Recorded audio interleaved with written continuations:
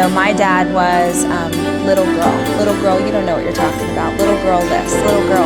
And he wanted you to be bigger than life when other people were watching, but he also believed that children should be seen and not heard.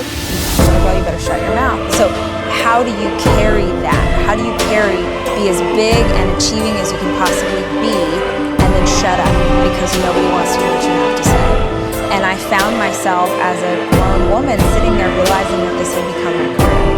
So I had, in the dark, like behind the scenes in a way that it wouldn't bother anybody, I'm building and dreaming and an entrepreneur and super proud of what I'm doing.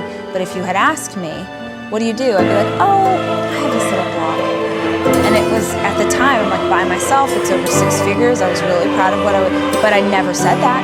Family parties, oh, Rachel, she's just a little blogger. She's a little DIY. But I wouldn't claim what I was doing because I just thought I've got to be big and I've also got to be small. So understanding why I felt that way, and also making the decision as a people pleaser that I would no longer seek love from others in negative ways.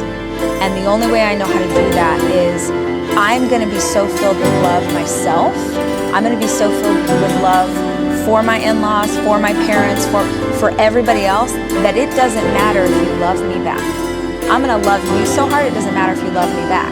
Because if I've got enough love for both of us, then I don't need to try and shape myself into someone new in order for you to improve. So those were 2 huge awarenesses that I came to. Many of us right now may be asymptomatic carriers of virus. In many of us, it may never show any symptoms. In some of us, it may show mild symptoms. In some of us, it may show severe symptoms. But in most of us, it may not show any symptoms. This passes through us. But we will be giving it to somebody else whose life is at risk, somebody else who's far more vulnerable than us. This is why this is the time to prove what kind of a human being are you. First of all, are you a human?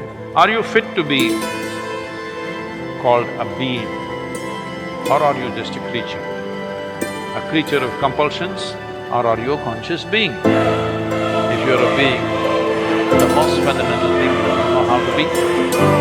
If you know how to be, then social interaction is only by choice. If it's not necessary, you can keep yourself to yourself, and this is a great time.